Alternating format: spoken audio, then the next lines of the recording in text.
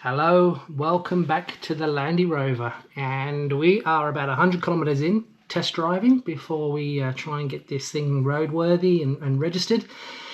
And I've noticed there's a bit of a lack of power as I'm going uphill. It seems to be getting worse. So we're going to check the valve clearances on here, probably reset them. There's a few excellent videos on the internet on how to do it, but most of those have the engine out. So I'm going to do it with the engine in, something we should do every now and again as routine maintenance. Now there's a bit of conflicting information around the Haynes manual over here. Doesn't quite have my language, excuse the shadow, we'll try and get it without the shadow. Doesn't quite have my language in here about valves open and everything else. But first off, it says at the top, the engine must be hot. Now I'm not one for health and safety, but leaning over a hot radiator in a hot shed on a hot summer's day in Queensland is not much fun. So forums, few other, the Green Bible, the Land Rover Green Bible says do it cold, some say warm. I'm doing it warm. As I said, it's 40 degrees in this shed. I'm roasting hot. And I've been for a bit of a test drive as well. So we're going to do this warm. You can touch it, but it is warm. So first thing the Haynes manual says is undo the 4 retaining bolts. We've got 3. Their photo in the book actually has 3. So perhaps typo, don't know. But anyway, we're going to undo all 3 of them. We'll take the timing cover off.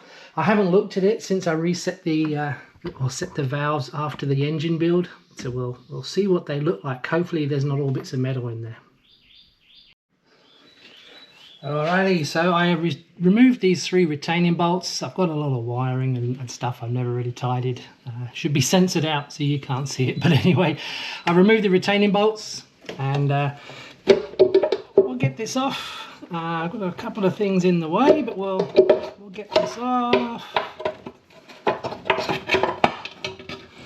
And in theory, there's nothing too crazy under here, which is good. No black sludge, no bits of metal, so pretty happy with that one.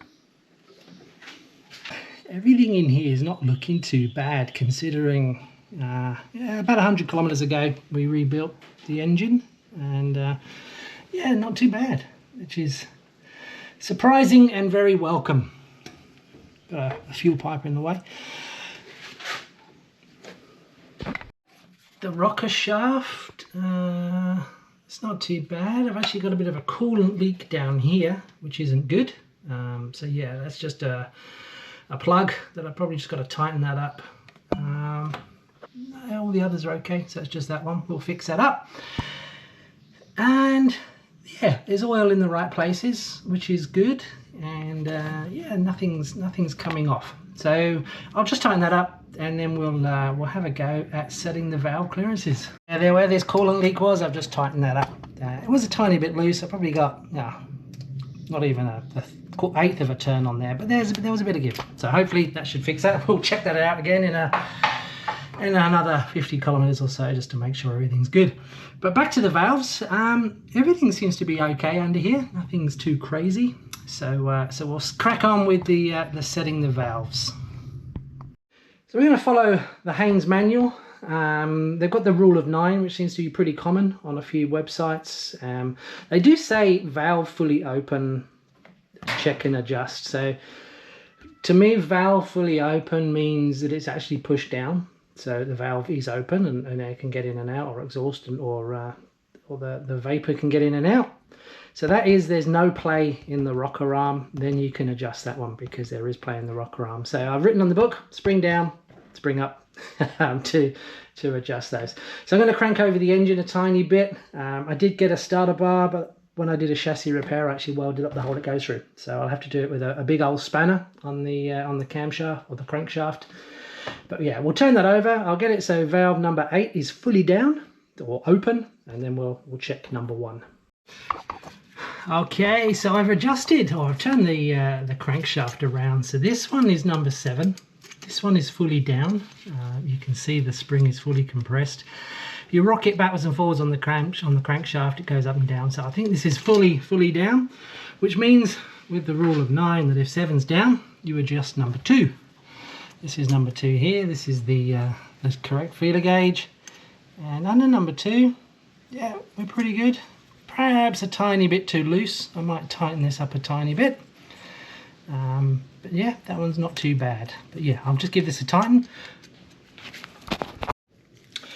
And to give her a tighten, you just simply use a 13mm or 1/2 inch spanner, loosen this locking nut, and then you can just use a screwdriver to tighten this or loosen it up.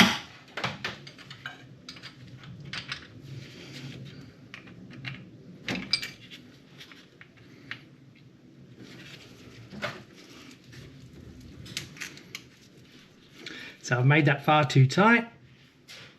You want a bit of drag according to the book, not too much. That's too much, it's too tight. That's too loose. So you want it reasonably tight, just rubbing, but not restricting, allegedly. So that one's done. And just tighten her up, stick the screwdriver on there and tighten up the bolt. Tighten up the nut, which is actually pretty clever design. And we'll just far too tight. I stuffed that one up. So we'll give it a go again. I think I allowed the screw to turn as I tightened up the nut. Rookie mistake there, I guess. So yeah, back to a tiny bit of drag.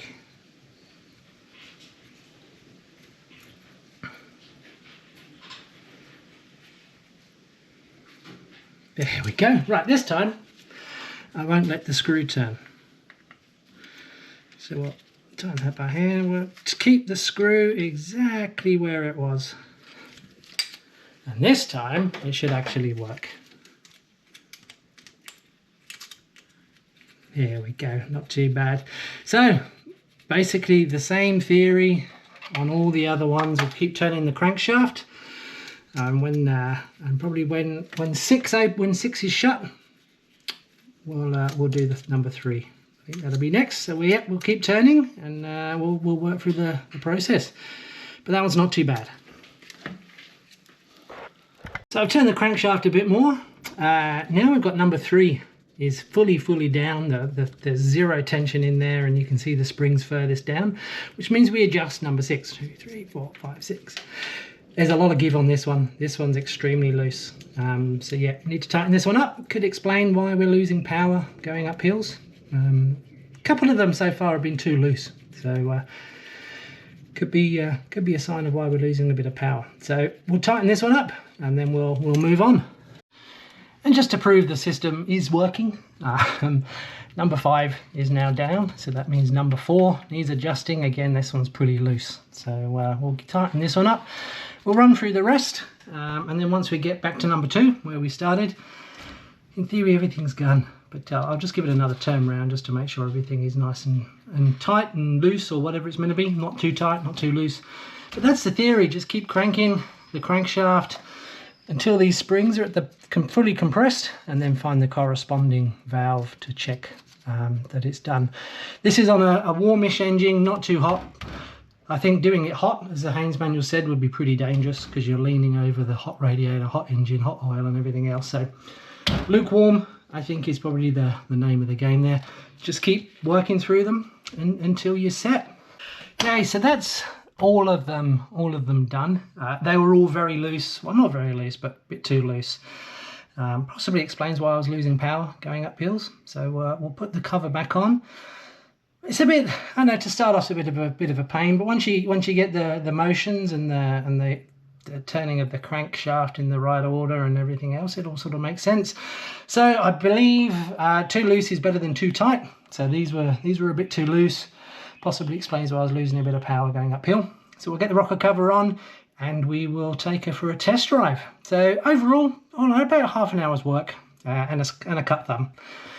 Even with gloves on. So about half an hour's work all up. So not a huge job. Something that seems to be very important with all cars, particularly with the V-Dub Combi I have. It's one of the most important things to do, apparently. So super quick job, very important to do. And fingers crossed, this actually gets the power back.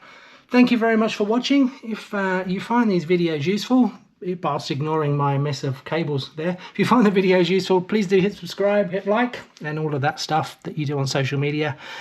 And fingers crossed, Brakes are now done. Just got a couple of oil leaks underneath to sort out, and then we should be ready for the roadworthy. So fingers crossed. Thanks for watching.